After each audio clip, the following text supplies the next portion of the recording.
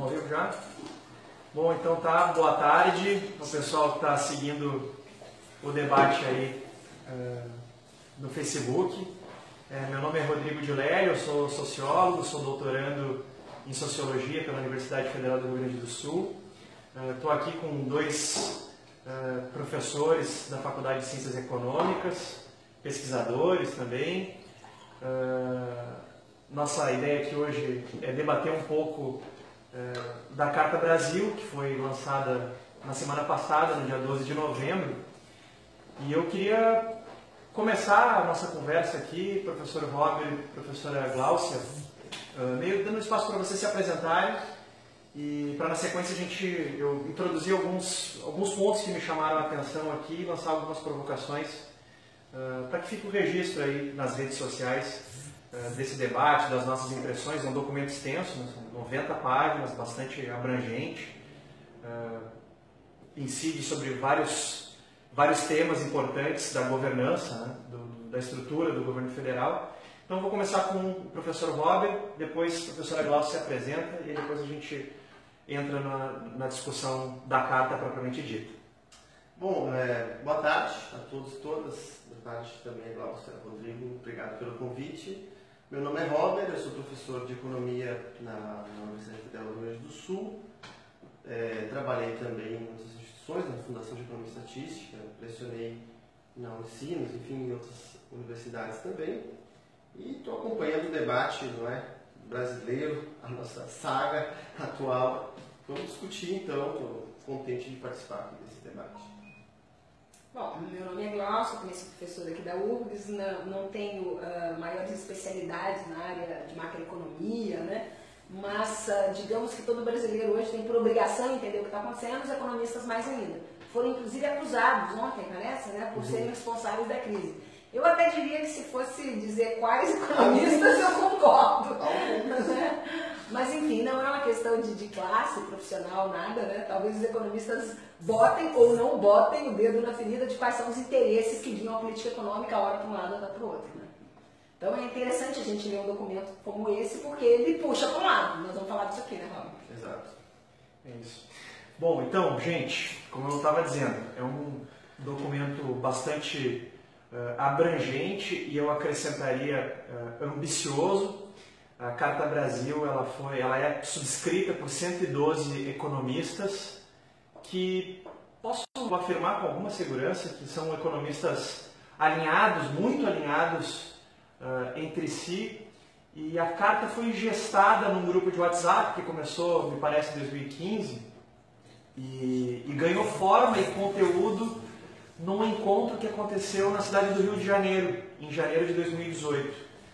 E analisando a estrutura da carta, mais geral, ela ataca em 4 pontos, né? Um deles a professora Gláucia já mencionou aqui: políticas macroeconômicas, políticas microeconômicas, políticas sociais e políticas de sustentabilidade.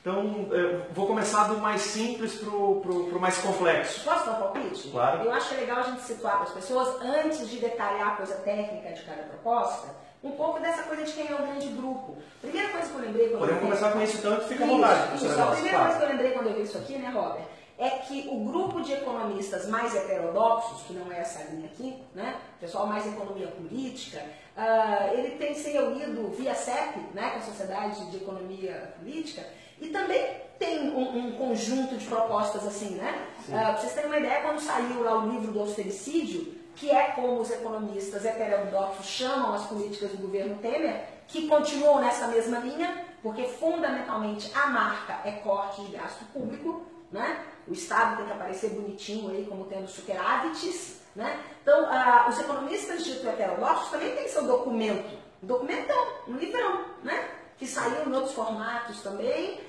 tentou influenciar as eleições, né, via os candidatos ali, e vamos dizer que as candidaturas mais à esquerda não tinham propostas tão diferentes até do que estavam lá, né? E que é uma linha muito diversa disso aqui. Então, quem quer entender, tem 2 grandes grupos de economistas no Brasil, querem entender quem são os outros economistas do outro grupo, tem o livrinho do austericídio. Então, com relação a isso, né, é preciso demarcar também que esses signatários dessa carta, eles não são necessariamente vinculados com o governo. Então, aparentemente, na verdade, eles têm até uma posição um pouco mais moderada do que a proposta que é capitaneada pelo Paulo Guedes. Quer dizer, as propostas que vieram à tona são mais radicais, né, do ponto de vista de corte de gasto, de restrição de direitos, do que as propostas que estão aqui.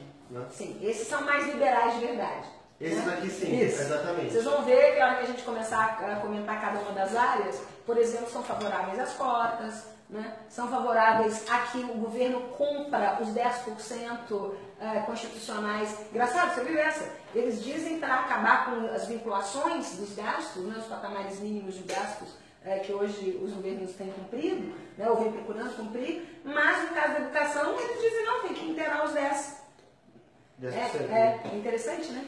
Mas não, vamos começar aquela área? Vamos entrar no... Eu acho que, para mim, na minha opinião, o ponto mais central aqui é a questão fiscal. Né? Quer dizer, que é o que eles no grande bloco da macro, a questão fiscal. Para mim, macro, né? Quer dizer, eu acho que o ponto mais...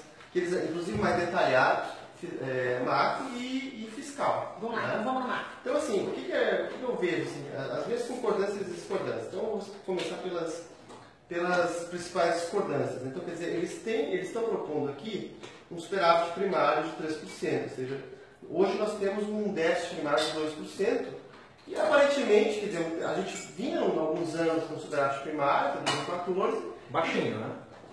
Chegou a ter 3% até, né? Dá uma explicadinha de novo, superávit primário a redução da relação, né, entre despesas e receitas correntes do governo, sem contar os juros. Né? Quer dizer, então, nós tínhamos, então, passamos aí 15 anos, desde 99 até 2014, com superávit primário, ou seja, as receitas do governo, né, de todos os governos, menos as despesas, era superavitária em 3% do PIB nos últimos anos, e eles estão propondo, então, retomar esses 3%. Só que o que aconteceu nos últimos anos é que aparentemente houve uma desaceleração da economia, e a narrativa foi que houve uma gastança enorme, não é? Falso, tá certo? O que houve, na verdade, foi uma desaceleração, e isso fez com que caísse o PIB e, portanto, também as receitas tributárias. Nessa medida, o governo acabou ficando deficitário, e hoje estamos, apesar de todo o corte de gastos, com 12% de déficit primário. Né? Eles estão propondo 3% de superávit, ou seja, 5%, né, do PIB, que é muito, né, seria um corte brutal de despesas. Tá certo? E assim, existiam alguns economistas, né, do mainstream econômico, do neoclássico, que acreditavam que poderia ter uma contração fiscal expansionista, ou seja, poderia reduzir gastos e gerar expansão do PIB. Né? Modernamente, né, na literatura econômica, mesmo dentro desse arcabouço teórico, eles estão revendo essas posições e admitindo que a contração fiscal é contracionista, é uma surpresa. Tá certo? Ou seja, aqui eles estão propondo um brutal corte de gastos. Deixa eu traduzir para a população. Tá, o que o Robert está dizendo? Antigamente, esses economistas ortodoxos, eles diziam o seguinte: ok, vamos cortar os gastos do governo, mas isso significa um retorno do gasto privado. O tal do mercado adora um governo poupador, um governo que não faz dívida, e aí eles vão entrar gastando eles próprios, ok? O que o Robert está dizendo é que hoje em dia os economistas dessa corrente, dessa linha, admitem que se o governo gastar menos, principalmente em período de crise, a economia vai patinar. O gasto privado não vai compensar. Eles admitem isso, ok? Eles não veem problema nisso. Então, acho que esse é um ponto assim, que é fundamental, né? Quer dizer, os gastos do governo fazem parte do PIB. Além da questão, né, de que boa parte dos gastos do governo sem saúde, educação e previdência, eles fazem parte do PIB. E quando tem um corte, geralmente acaba sendo justamente nos setores que é mais dinamizador da economia, que é o investimento público, né, obras públicas. Então, né, provavelmente teríamos aqui um corte brutal, uma retração fiscal, né, altamente recessiva, que foi o que aconteceu desde 2015 e explica em parte a crise que estamos. Ok, queria fazer uma pergunta para vocês, até para o Dilélio, para essa coisa política. Como é que você admite isso? Não significa que não tem medo do governo começar a dar errado, caso ele comece a ouvir esse tipo de proposta? Estão admitindo o quê? Vai ter menos crescimento, menos emprego? E aí? O povo vai para a rua, vê o que vai acontecer o quê? O que nós conversávamos aqui, um pouquinho antes de tu chegar, com a chegada do professor Robert, é que existem alguns pontos aqui da carta que estão em dissonância com as proposições do Paulo Guedes, que por sua vez também tem dissonâncias com o núcleo militar que está alojado lá na comissão de transição que foi instituída pelo presidente eleito. Agora, me parece que a primeira grande batalha que vai organizar, digamos assim, que vai entronizar o mercado como espécie de centro decisório daquilo que é bom e daquilo que é ruim para o governo, é a autonomia do Banco Central. Essa, não por outro motivo, é a primeira medida que a Carta Brasil propõe para o presidente eleito. Diz aqui, segundo a ementa da Carta, a autonomia do Banco Central vai servir para perseguir o objetivo de estabilidade de preços no regime de metas de inflação com câmbio flutuante. Meu amigo, se vier essa recessão com isso que a gente está falando, não vai precisar nem se preocupar com a inflação, porque você vai ter deflação com tudo isso. Pois é, que é mais perigoso do que a inflação. Não se fala isso no Brasil, mas essa é a verdade. O que eu fico me perguntando é se as dissonâncias com Paulo Guedes, com os militares e tal, significa algum pragmatismo do ponto de vista do gasto. Aparentemente não, eu não estou vendo dissonâncias nele. O que eles afirmam, e aí passo para o professor Robert aqui, que pode aprofundar um pouco mais sobre isso, é que é o seguinte, é que a autonomia política e operacional do Banco Central, com mandatos pré-determinados, tanto para o presidente quanto para os diretores, sim, isso daria é que isso vai criar o ambiente econômico favorável à atração de investimentos. Mas o que eles afirmam. Era isso que o Robert estava dizendo antes e que eu fiz questão de explicar à população que não. Os mais conscientes sabem que não. Os mais conscientes não acreditam nessa tal da fadinha da confiança, né? Como diria lá o Paul Krugman. Sim. Eles não acreditam, eles sabem que não. Ok? Você vive numa época de inclusive, instabilidade mundial ainda. A economia mundial não está vindo à toda. Né? Uma elevação das taxas de juros nos Estados Unidos que puxam recursos para lá na esfera financeira. Né? Então, de onde viria algum gasto? Né?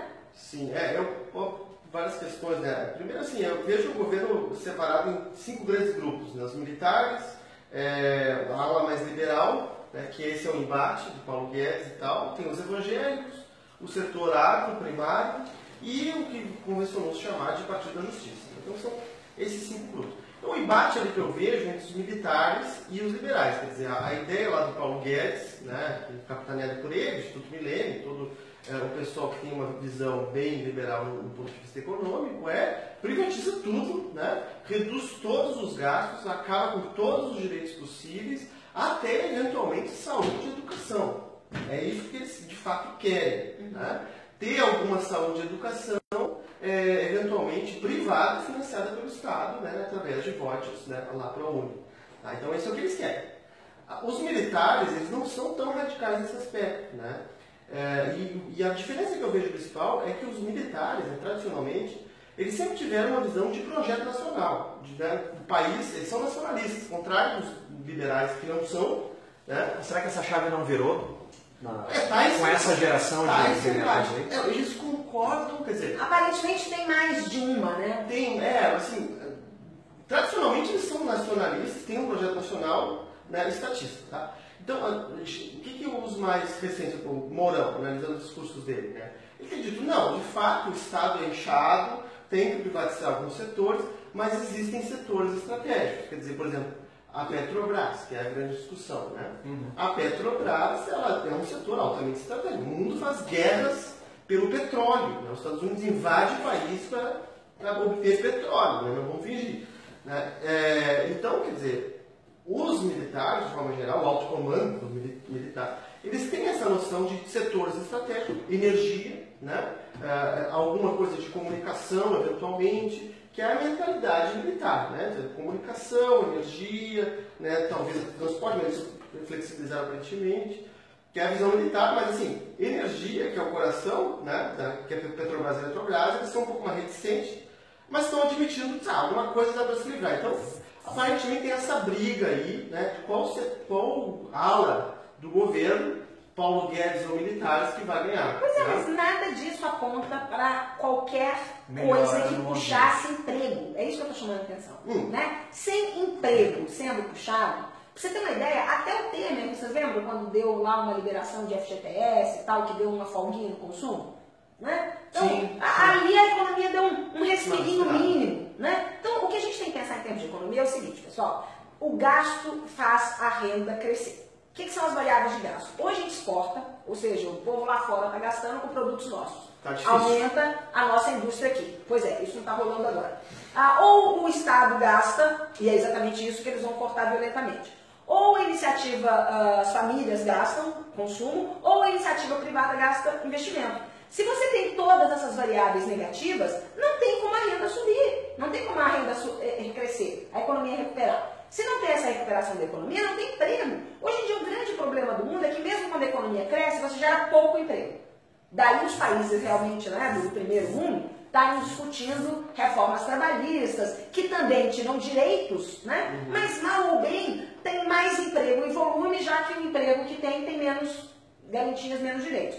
Agora, se na periferia, né, um país como o Brasil, a Argentina está em calacre parecido, né, outros países em calacre parecido, se você não tem crescimento nenhum, se nada está puxando, sequer ninguém fala aqui, né, nem nesse documento, nem nas palavras aí do presidente, do seu ministro, do seu vice, etc., não tem ninguém sequer dizendo assim, olha, nós vamos gastar com tal grana da privatização. Não tem isso. O que eles estão dizendo é bem isso que está aqui. Né? Nós vamos vender patrimônio para fazer superávit. Sim.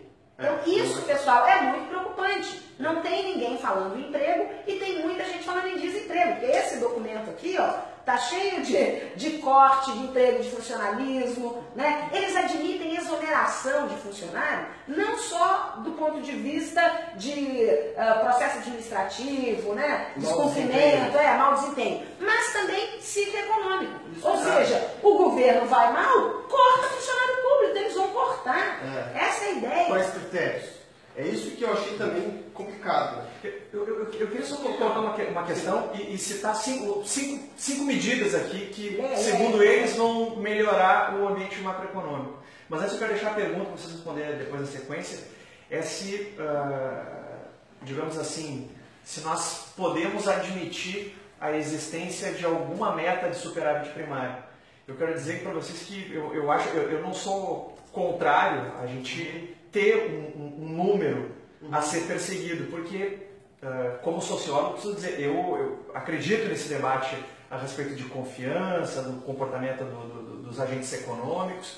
Então, acho que o que me chama a atenção é que eles carregam demais nas tintas de que essas medidas aqui não vão causar um terremoto nas relações sociais. Não é só isso. É que uma coisa é você falar nos conceitos em termos absolutos, outra coisa é você falar em termos relativos. Se você falar assim, sou a favor do superávit como um valor absoluto, isso é equívoco.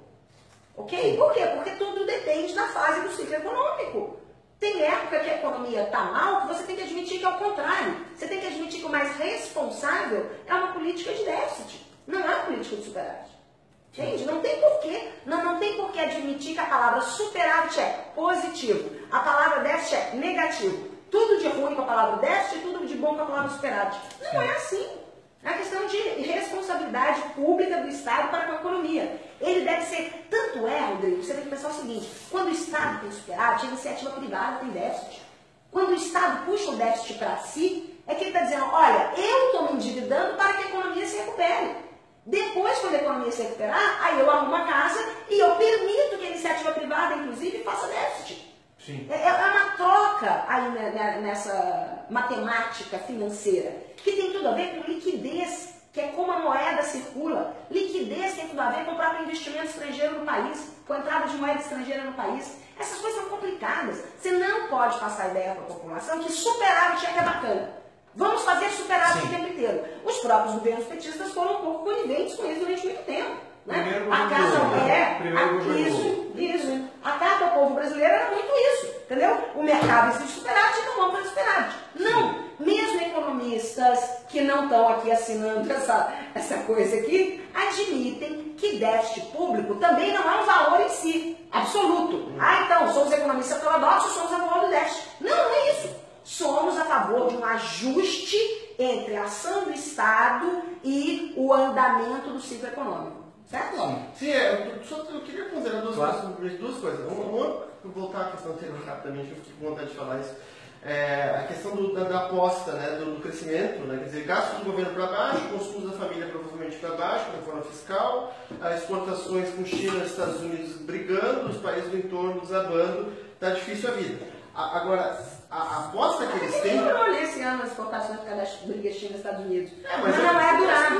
A gente está brigando com a China, nosso principal parceiro, os Estados Unidos a gente tem déficit, e a Argentina, que a gente tem muito esperado, também está desabando. Então, e a Venezuela também. Então, assim, a situação externa está ruim. A aposta deles, e que eu não descarto que dê certo, é que reduza o custo. Qual o custo? Salário, redução brutal de salários, que esse é o projeto, falando claramente, né? Redução dos gastos públicos, né? E, portanto, também dos tributos, e redução dos juros, né? Que vai acontecer via, supostamente, o superávit fiscal, e daí reduz o juros. Então, reduz os custos empresariais, e isso atraria investimento, e provavelmente dos Estados Unidos, se tiver alguma coisa... Mas para vender para quem, né? Esse é o problema. Nem que seja interno, mas assim... pessoal, cai juro para a empresa, cai salário para a empresa, né? Cai tributos para a empresa, as empresas teriam condições de gastar mais. Acontece o seguinte, o gasto empresarial, ele só acontece se as empresas acham que elas vão vender. Vão vender para quem? Para fora? Esse problema que o Robert estava falando. Para dentro? Ué, está todo mundo ganhando menos, exatamente. Ganhando menos e com a massa de empregados menor, quem vai comprar? Eu não descarto. Tudo bem, eles podem comprar e vender entre eles. Eu acho improvável, né? Acho improvável, mas eu não descarto que dê certo porque eles estão apostando uma redução brutal de custos brasileiros, né? Via esses três fatores. Agora, com relação à questão do superávit primário, quer dizer, existem muitos problemas, né? Eu não sou contra o superávit primário, como a Glaucia bem falou, né? A questão toda é que tem que estabilizar a relação dívida-PIB, né? E o superávit primário é tido como uma forma de estabilizar a relação dívida-PIB. Só que tem vários problemas aí. O primeiro é o seguinte, o superávit primário, ele não considera os gastos com juros. E mesmo em todo esse período que houve o superávit primário, os gastos com juros são maiores do que o superávit primário. Portanto, teve déficit. Né? Então, assim, você pode ter um superávit primário e a relação dívida-PIB está aumentando e você ter déficit ainda. Então, o superávit primário por si não diz muito. Esse sim é o objetivo a ser perseguido, né? Redução pesada dos juros. Os gastos com juros que são muito maiores do que gastos com educação, com saúde, né? Então, quer dizer, esse que é o principal gasto, na verdade, né? Fora a previdência e juros, né? Então, tem que ter, o que precisa? Tem que estabilizar a relação dívida-PIB que está aumentando. Nos últimos anos, porque o PIB cai, a relação dívida-PIB Vamos explicar um pouquinho para a população o que é estabilizar. Estabilizar é você, exatamente, não ter um peso muito elevado no PIB, que é a riqueza nacional, né? E que não tem uma trajetória de crescimento. Muitos economistas desses aí dizem que não, mas a trajetória estava mudando, porque os gastos vinham crescendo. Ok, os gastos vinham crescendo porque viemos de um passado atrasado, né? Onde você, enfim, tem muita cidade no Brasil que não tinha água e esgoto, nada mais normal do que você ter aumento dos gastos, né? Universidade, tínhamos 4, 5% da população brasileira na Universidade Federal. Mas o que eles alegam é que o aumento do gasto era com custeio da estrutura burocrática do... Não. É o que eles alegam. Tanto é que tinha superávit esse tempo inteiro. Ou seja, os gastos estavam aumentando, mas as receitas estavam aumentando. Também. Ok? Você começa a ter problema quando a receita começa a cair. E o Robert já comentou isso. A riqueza começou a cair com o ajuste da Dilma, né? E aí, pior ainda que o déficit do ano da Dilma foi o déficit do ano seguinte. Né? Então, por que o déficit ficou desse tamanho? Porque em relação ao volume de receitas, quando despenca, né? Ali o volume de despesa significa um percentual maior. Então é isso, né? Não dá para ter um descontrole de gastos. Evidentemente. Sim. Né? E assim, tem que ter uma estabilidade da relação dívida-PIB. É possível, se o PIB está crescendo muito, que foi o que aconteceu nos anos do Lula, você pode ter o déficit e a relação dívida-PIB aumentar. Mas aí só uma questão. Agora, não era uma ideia ali no segundo governo Lula, não era uma ideia de vamos gastar. Ali, em 2008, foi o vamos gastar, porque se o governo não gastasse, o nível da atividade econômica brasileira ia... Sim, você já tinha o sufoco da crise. Tinha o sufoco da crise, fuga de capitais, o sistema de financiamento internacional completamente bloqueado, os Estados Unidos imprimindo dólar, desvalorizando a sua moeda, o tsunami de euros da Angela Merkel, que a Dilma foi lá e disse para ela em Berlim, inclusive ela ficou injuriada com isso.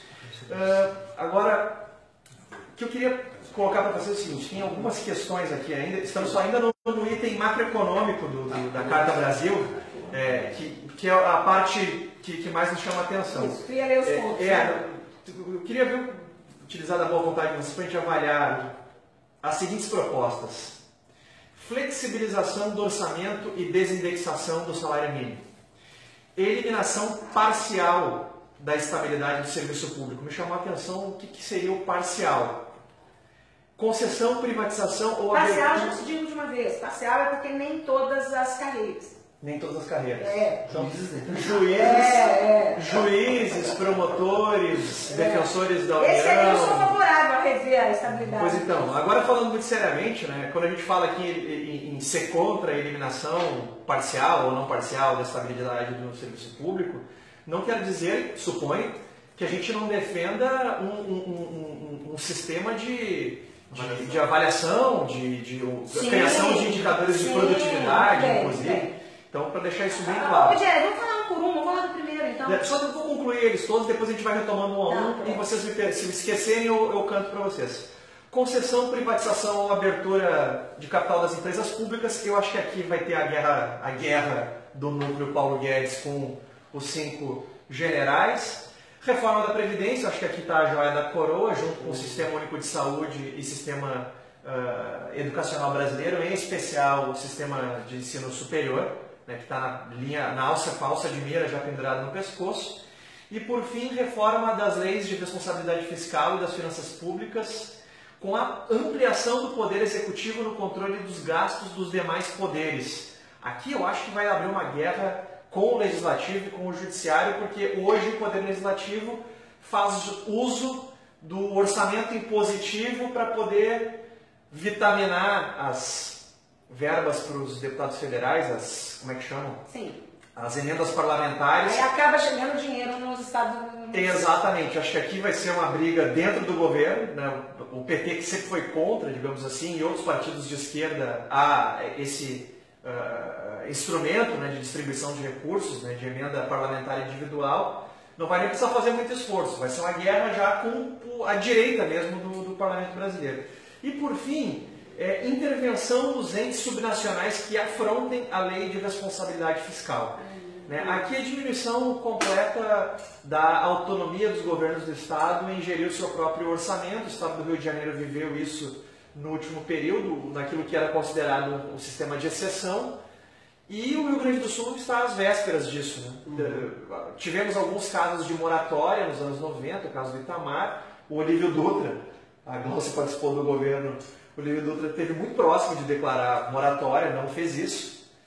Acho que, do ponto de vista econômico, deve ter sido bom, porque o Estado cresceu naquele momento. Segundo o governo Fernando Henrique, foi uma desgraça do ponto de vista do crescimento baixíssimo, e o Rio Grande do Sul crescendo com fôlego. Né?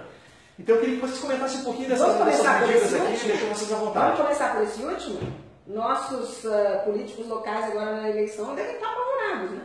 Porque isso aí é o contrário do que eles estavam alegando para apoiar o Bolsonaro. O Eduardo Leite já Sartori. Maior autonomia, isso aí não é uma autonomia, isso é o fim. Isso é o fim. Os caras estão ameaçando intervenção. Isso é uma loucura. Isso não cumpriu o regime de recuperação fiscal, sendo que o regime de recuperação fiscal que já eles inventaram. autonomia. Exatamente. Então, ou você perde um pouco a autonomia, ou você perde total. Não está conseguindo administrar? Deixa para mim, entendeu? Isso é o caos, entendeu? E para piorar com aquela coisa do executivo ali, com essa autonomia do executivo na definição das verbas parlamentares que você estava dizendo, para piorar, agora o judiciário também está dizendo que vai poder fazer legislação do que ele acha que o executivo deve, como é que se diz? Negociar. Imagina o que é isso. Então o executivo em cima do legislativo e o judiciário em cima do executivo. Sim. Sabe? É uma loucura uma coisa dessas. Então, para mim, essas aí são um horror. E voltando lá na primeira, gente, a primeira, entender o que significa salário mínimo no Brasil é uma coisa importantíssima, entende? Porque, assim, as pessoas comparam, sei lá, Estados Unidos não tem salário mínimo. Não tem, né? Estados Unidos, na verdade, são 50 estados, cada um tem uma legislação diferente. Mas, onde é que você não tem salário mínimo, você tem outra coisa que compensa. Sabe? Você tem uma super dinâmica industrial, você tem mais organização dos trabalhadores, né, dos sindicatos, você não tem tanto rodízio, né, como a gente tem no Brasil, é uma loucura. Aqui o salário mínimo é uma garantia. Aqui durante muito tempo o salário mínimo era uma garantia justa, né? Imagina na época que ele foi criado, né?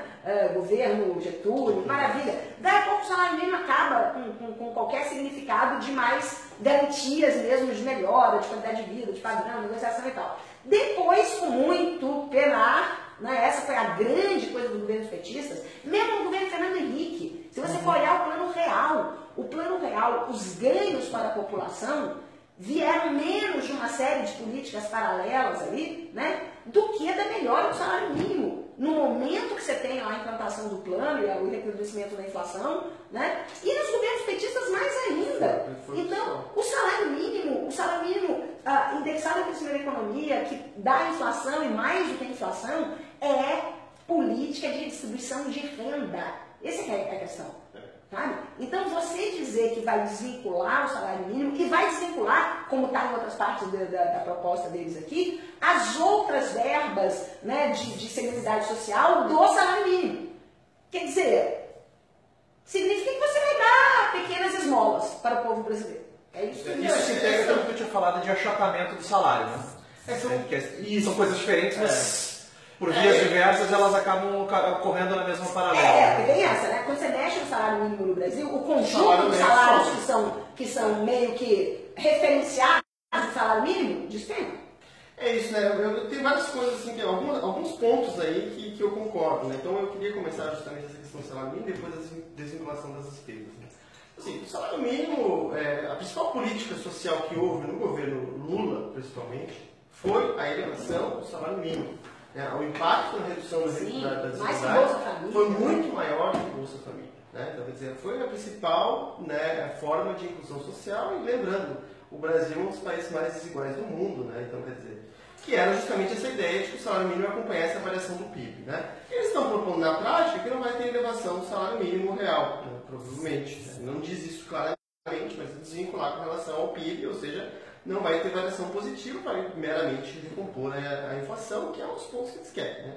Manutenção do salário mínimo, não cai, mas mantém em termos reais, e o salário mínimo ele puxa para cima, né? Se ele sobe, ele puxa para cima a média salarial. Então, quer dizer, é uma pressão para baixo do salário. Agora, tem algumas desvinculações do salário que eu sou favorável. Né? Por exemplo, não podemos voltar atrás, né? Que até uma coisa que até o Bolsonaro falou, e depois por em cima dele, ele falou, não podemos ter as aposentadorias vinculadas ao salário mínimo. Eu sou a favor dessa desvinculação. Né? Quer dizer, o sujeito fala, eu me aposentei com 5 salários mínimos e hoje eu ganho 3. Sim, mas o salário mínimo ele teve um crescimento real. Né? Então, quer dizer, a ideia do salário mínimo é justamente reduzir a desigualdade. Então, você eleva a base, né, e sem continuar na mesma proporção para os demais. Eu acho que deveria ter essa vinculação para as aposentadorias menores.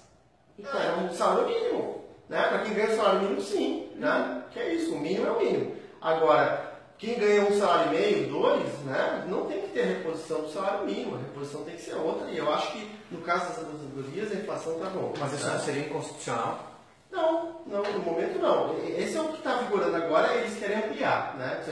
Que é desvincular tudo. Né? Inclusive os gastos de educação e saúde.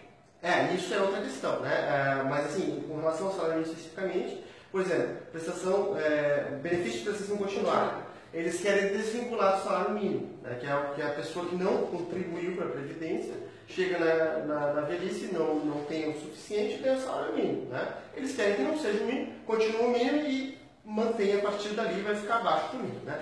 Agora, a desvinculação que eu acho que está aqui, a gente falou rápido, mas eu acho grave, que está presente nessa carta, está presente também na fala do Paulo Guedes, é a eliminação, a desvinculação dos gastos obrigatórios da União. Né? Quais são os gastos obrigatórios? Educação e saúde. Né? Então, 18% da receita da União vai para a educação, 15% vai para a saúde. Né? E eles querem desvincular, ou seja, eles estão propondo redução dos gastos de educação e saúde. Né? Ninguém é ingênuo, se é para desvincular, é para baixar, né? Não é para subir. Então, eles estão... Você já tinha o teto e aí você tem alguém que vai supor que ganha o percentual. Na época da emenda do teto, vocês lembram qual é que era o discurso? Que mandaria. Não. a discussão é o seguinte, nós não estamos dizendo que vai cair os gastos de saúde e educação, nós estamos dizendo que se a gente quer cumprir a norma constitucional e que continue tendo esse percentual mínimo, né, que outras áreas sejam reduzidas então, para manter eles agora. O que esse tipo de proposta está dizendo? Não tem problema se cair o percentual. Eu acho grave. Eu acho que isso, a principal discordância que eu tenho é essa e a questão fiscal que eu já falei. Né? Então, e ao mesmo tempo eu acho cinismo, porque na hora que você vai ver a parte de educação, está cheio de propostas boas ali. Mas eles estão propondo. Tem as propostas boas. Tem. Da metade para o fim do documento, nos pontos das políticas sociais, e que eu acho que muda, tá? Eu penso um pouquinho diferente, pelo que eu vi ali, nós vamos voltar à ideia de programas sociais piloto, sem grande disseminação, sem grande escala. Sim, é o que eles chamam de mais focalizados. Mais focalizados, mirando nos 15% da população dos mais pobres. Eu vejo que, primeiro, eles fazem um balanço equivocado do objeto, né, do segmento da população que era alcançado pelas políticas sociais, especialmente iniciadas no governo Lula, mas que ganharam vazão quase total, pegaram quase toda a população pobre do país no governo Dilma Rousseff. Me parece que eles desconsideram que as metas para o Bolsa Família, em termos de eficiência e de retirar as pessoas de um regime de pobreza extrema para integrá-las ao mercado de trabalho, também eram critérios para manutenção da concessão do benefício, manter as crianças no colégio, se tinham mais crianças em casa, as crianças estavam no colégio, recebiam mais. Então acho que eles fazem uma terra arrasada da macroeconomia, microeconomia, para quando chegar nas políticas sociais dizer que vão fazer a mesma coisa que o Lula fez. Só que aí é ridículo, porque tem que perguntar, você sim é que tem que me dizer de onde vocês vão tirar o dinheiro para isso. E aí me chama a atenção o seguinte, eles fazem uma celebração em torno dos quase 400 bilhões de dólares que o Brasil tem de reservas hoje. Graças às gestões. Graças às gestões, sobretudo do segundo mandato do presidente Lula e até 2013 do governo Dilma, que depois não diminuiu muito. A Dilma ampliou a compra de dólares para manter um pouco, para que a moeda brasileira não se desvalorizasse tanto, mas eles celebram a existência das reservas, mas dizem que houve muitas intromissões indevidas na compra na venda de dólares brasileiros para manter a inflação. E o que me chama a atenção é que o governo Temer operou muito no ano de 2017 para manter o preço, para manter a posição do real em relação ao dólar. Então me parece que os economistas eles mobilizam uma fundamentação que ela não consegue dar conta, não consegue compreender como o Brasil alcançou o volume de reservas e nem o que fazer com elas. Agora, isso que me chama a atenção, considerando as proposições aqui que a carta oferece. O que vocês acharam do que eles falam sobre as reservas? Voltando até a pauta aí da macroeconomia. Essa questão das reservas acho que é importante também, né? E da taxa de câmbio, política monetária, política cambial, né? Então, quer dizer, como você falou, né? O Brasil hoje tem um volume expressivo de reservas, né? E a coisa mais estapafúrdia que eu já ouvi com relação às reservas foi a proposta do Paulo Guedes de vender reservas para pagar dívida em reais. Isso aí é uma coisa assim que é assustador alguém falar uma coisa dessas, né? Qualquer estudante de economia não pode falar uma coisa dessas.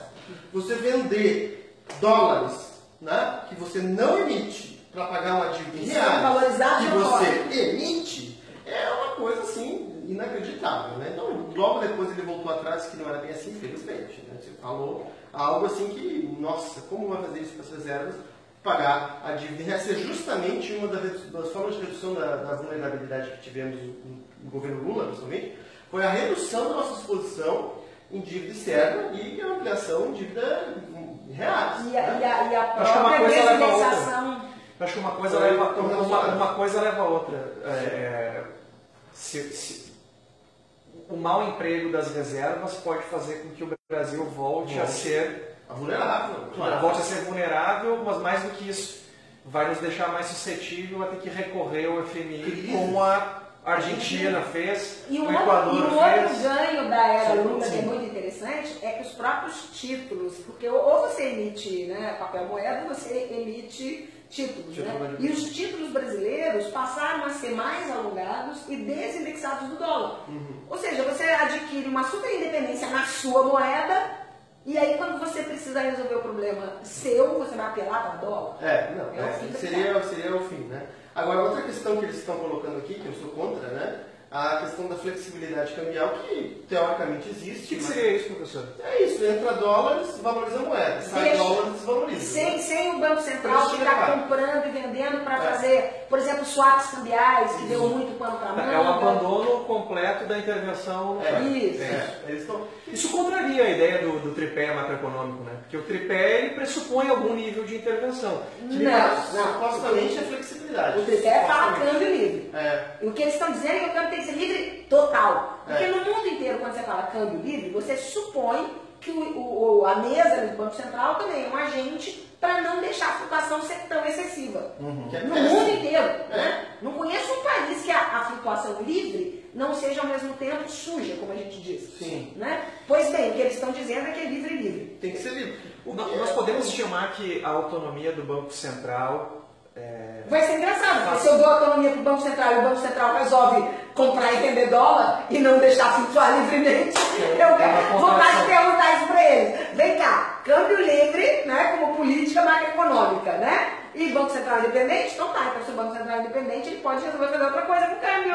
Nós podemos fazer uma comparação entre a política de preços da Petrobras na época do parente e ela evoluindo conforme o preço do barril do petróleo em nível internacional e gerou um aumento brutal. Dá para fazer uma comparação com o que pode acontecer com o Banco Central absolutamente livre e orientado, digamos assim, pela liberdade completa, ou só pela tecnocracia legitimamente não eleita. Eu sou contra, tá? Para começar. O seguinte, olha, o Banco Central, a política econômica são três aspectos: fiscal, monetário e cambial. O Banco Central tem monetário e cambial. Tá? Então, quer dizer, se você dá, eles estão dizendo autonomia, né? Tem a questão da autonomia e independência. Né? Eles estão dizendo aqui a autonomia do Banco Central. Hoje o Banco Central tem autonomia. Né? Tem autonomia, no governo Lula teve autonomia, no governo Dilma talvez um pouco menos. No governo Henrique teve autonomia, então o Banco Central tem autonomia, não precisa mexer na legislação. Né? O governo Bolsonaro, supostamente, eles estão procurando a independência. Né? Um poder, quase que outro poder independente, o que eu acho grave. Só para citar, assim, o maior economista do século XX se chama Milton Friedman. Ele é contra a independência do Banco Central. Economista liberal monetarista. O maior economista liberal é o Friedman, ele é contra. Por quê? Porque você está colocando, né, quer dizer, o Banco Central, a gente pensa assim, é uma coisa muito árida, né, mas assim, o Banco Central interfere no nível de renda, no nível de salário, no nível de preços. São variáveis altamente importantes que passam pelo filtro político, né, eleições. Tá certo? Então, a gente quer uma taxa de juros maior, menor, claro que ninguém quer maior, mas a questão toda que tem por trás do nível de salário e do nível de emprego. Né? Isso está nas mãos do Banco Central em grande medida. Quando você dá independência, você está dizendo que pessoas que não sabemos quem, né, que estão lá, que atendem em grande medida aos interesses do mercado financeiro, vão fazer o que eles querem. É que nem a proposta de deixar a polícia matar sem um processo depois. Já acontece. Né? Mas só que você vai dizer agora, vai institucionalizar e vai liberar geral. O Banco Central pode fazer uma política de geração de desemprego, eles não querem que olhe para o desemprego, né? Uma política de geração de desemprego. Sim, desemprego elevadíssimo, que o Banco Central tem, né, a ingerência sobre o nível de desemprego, e não dá satisfação para ninguém. Cara. Faz o que ele quer, independente das urnas. Isso é um absurdo. Né? Parafraseando nosso colega o Carlos Paiva, se tiver a independência do Banco Central, eu quero votar para presidente do Banco Central, porque é fundamental para a dinâmica econômica e a gente não pode deixar na mão de pessoas que não sabemos quem. Sim.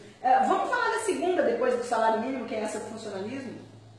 Eliminação parcial da estabilidade do serviço público. Essa aqui tem a anuência de talvez 2/3, ou pelo menos um pouquinho mais do que a metade dos governadores eleitos.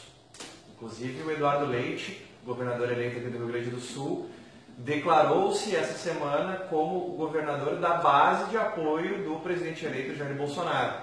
Digo isso, Robert e Glaucia, porque, enfim, teve um entendimento de algumas pessoas que talvez o Eduardo Leite poderia sinalizar para uma postura de independência e relação crítica com o Jair Bolsonaro pelas posições dele sobre... Mas eu quero só ver o que vai acontecer com essa adesão, dado esse tipo de proposta que os economistas, tem um economista direto aqui, né, da equipe do Bolsonaro, que assina isso aqui, e tem vários outros, com uma questão de afinidade.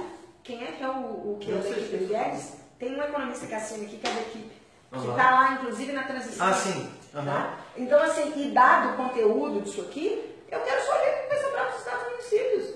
Ué, o cara não estava dizendo que ia ter contratação de policial? Mas como? Se eles estão dizendo que vão... Corta professor. Vai cortar.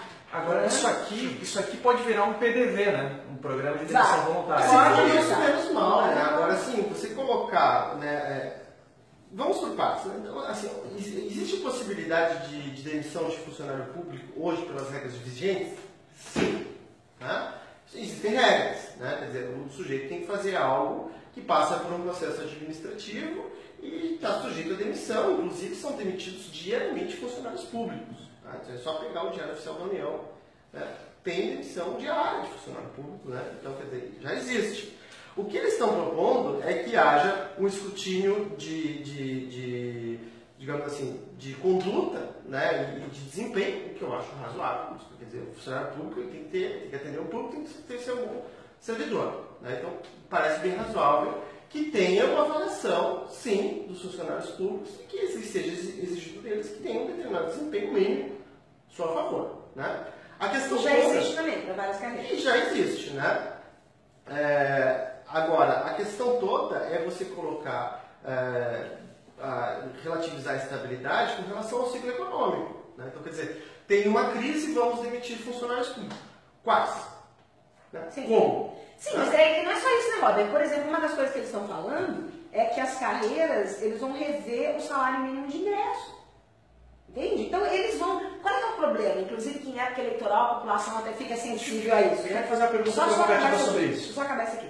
O que a população até fica sensível, né? Ah, porque o funcionalismo ganha bem e a iniciativa privada ganha mal. Né? Primeiro tem aquela velha história de que o funcionalismo é absurdamente desigual, né? As carreiras de juiz e outras do judiciário e o que acontece aí com o executivo e tal. Mas, ao mesmo tempo, qual é que é a questão? As pessoas da iniciativa privada têm que entender que se no Brasil o salário do funcionalismo baixa mais, isso é parâmetro para os salários da iniciativa privada baixarem ainda mais. Essa que é a história. A provocação que eu ia fazer é o seguinte, é que, com exceção dos juízes, né, e dos promotores, talvez os defensores públicos também, me parece que tem algumas carreiras do serviço público que são absurdos. Que elas, assessorista em Brasília. O salário de partida é muito alto.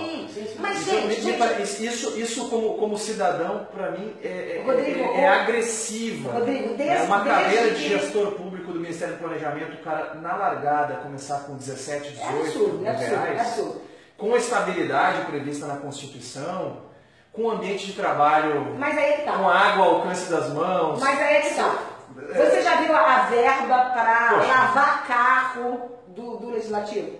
É ridícula. Então, acontece o seguinte, gente, a gente não tem que ser ingênuo, né? Como inclusive muita gente que assina isso aqui é. Né? Gente bem intencionada, liberal, de coração, digamos assim, mas é de uma ingenuidade absurda. Porque olha só, é como eu costumo dizer, a depender da conjuntura, a depender das pessoas, uma boa proposta vira uma péssima proposta. Entende? Então, aqui, por exemplo, dada essa conjuntura, é de se esperar que a avaliação de mérito, de eficiência, de funcionalismo vai ser uma coisa séria? Conta outra. Por favor, conta outra. Não dá para ser ingênuo. Entende? Então, é isso que eu estou querendo dizer. Então, se alguém tivesse intenção de disciplinar mesmo as mordomias do funcionalismo, é muito fácil. A começar, você impedir acúmulo de aposentadoria, por exemplo. Né? O salário do Bolsonaro vai para 60 e tantos, em vez dos 30 ali de presidente, ou mais, se ele incorporar ainda mais outras. Pelo teto? Teto no Brasil vai, esse é o problema. Teto no Brasil não vale. Então, se você quer disciplinar, faz teto valer. Se você quer disciplinar, proíbe a acumulação. Nenhuma palavra no documento sobre isso. Então é isso que eu estou te dizendo, entendeu? A intenção não é essa. A intenção é enxugar a máquina pública, a intenção é diminuir os gastos do Estado, a intenção é diminuir o número de funcionários e o salário dos funcionários. Esse é o problema. A intenção é diminuir o respaldo que o Estado brasileiro ainda dá à população. Dá à população de baixa renda, dá à população que se afasta do trabalho por problemas de saúde, dá à população que tem, sei lá, ficou viúva cedo, tem uma opção de filhos. Pô, é isso! É isso que os caras estão ameaçando tirar. Esse Estado mínimo que a gente tinha. Eles estão propondo um Estado menor ainda. Menos carreiras, salário de ingresso mais baixo. Aí também tem muitas questões, né? Quer dizer... Menos carreiras com estabilidade, né, na cabeça. Sim, alguns salários têm que cair mesmo, né? O juiz no Brasil ganha um absurdo. O judiciário mais caro do mundo. Que dê um documento. Vão lá, os senhores, 100 economistas que assinam isso aqui. Tá? Sejam corajosos e digam isso.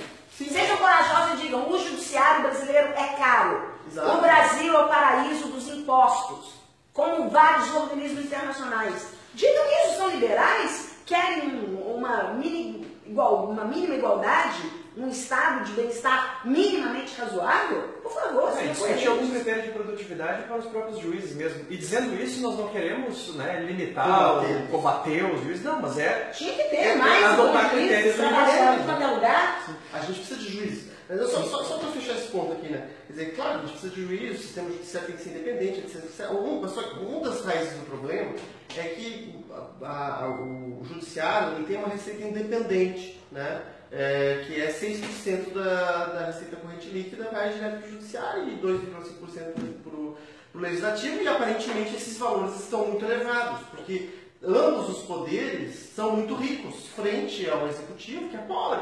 Quer dizer, só para pegar o caso aqui do Estado, que não é o caso da União, um professor ganha em média 2 mil, quer dizer, é milionário?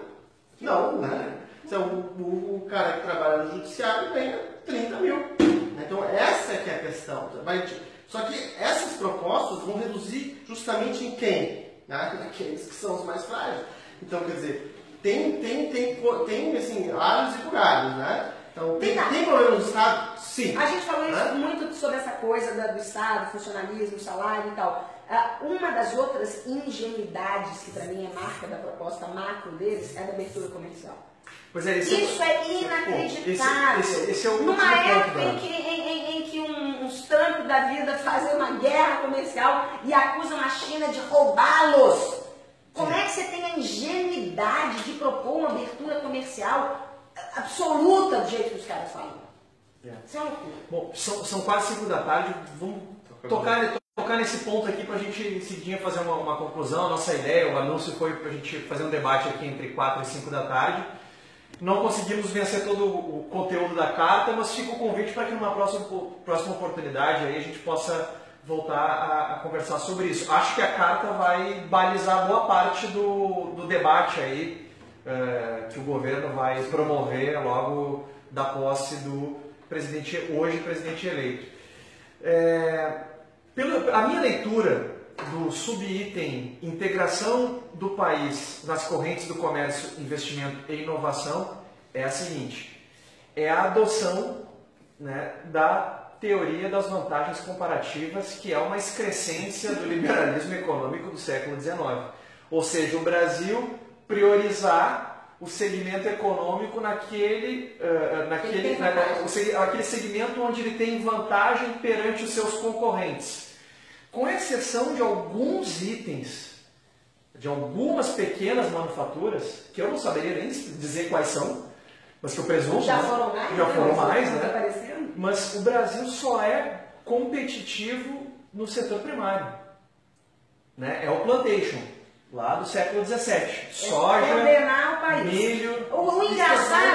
O engraçado é que essas propostas propostas estão um pouco em contradição com o que eles falam da parte micro. Exatamente. Na parte micro, ciência e tecnologia, eles até dizem que tem que ter inovação sem fronteiras, eles falam aqui. Né? Mas eles estão apostando isso com que uma coisa interessante é que eles voltam, eles não deram o mesmo nome que tinha na época do FHC, mas eles apontam para uma coisa aqui das universidades de excelência.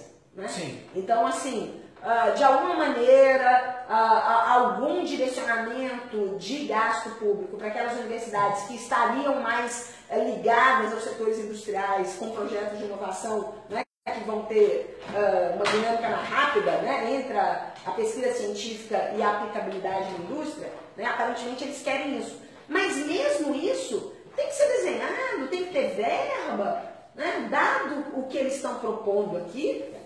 Eu não entendo de onde que vai sair recurso para isso. Sim. Esse ano vocês já viram os cortes de verbas para o ano que vem. Não, na Universidade Federal não vai ter dinheiro sobre papel higiênico. Tinha que perguntar tanto para os economistas que assinam a carta como para os Paulo Guedes da vida, onde é que as privadas vão fazer pesquisa, entendeu? Não vão, né? Até parece no Brasil que você quer que o Estado faça pesquisa. Sabe? Quem dera que o Estado brasileiro pudesse cuidar só de criancinha no ensino primário. O Estado que é forçado a fazer pesquisa porque a iniciativa privada não faz.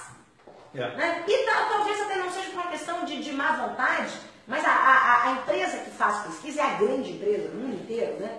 A empresa ela tem que ter toda uma condição de construir um departamento de pesquisa e desenvolvimento tecnológico e tal. Eles até falam isso no documento, mas pecam em não expor os dados, né, de quem produz mais pesquisa e desenvolvimento no Brasil e o quanto que o desenvolvimento econômico brasileiro, em algumas pontas, o quanto ele é dependente desse investimento. Qual é o problema? É que mesmo nos países... Agora, essa é uma coisa. Mesmo nos países onde você tem as grandes fazendo pesquisa e desenvolvimento, se não é o Estado provado em uma bibliografia histórica de economia, né? Fica o convite para que vocês, quem estiver nos seguindo, lerem o livro da Mariana Mazzucato, O Estado Empreendedor, que é muito bom, explica o tanto que tem de investimento público na pesquisa básica para que hoje a gente tenha esses smartphones aí, né, que inclusive pelo meio do que a gente está fazendo essa transmissão ao vivo hoje. Gente, já são 5 horas.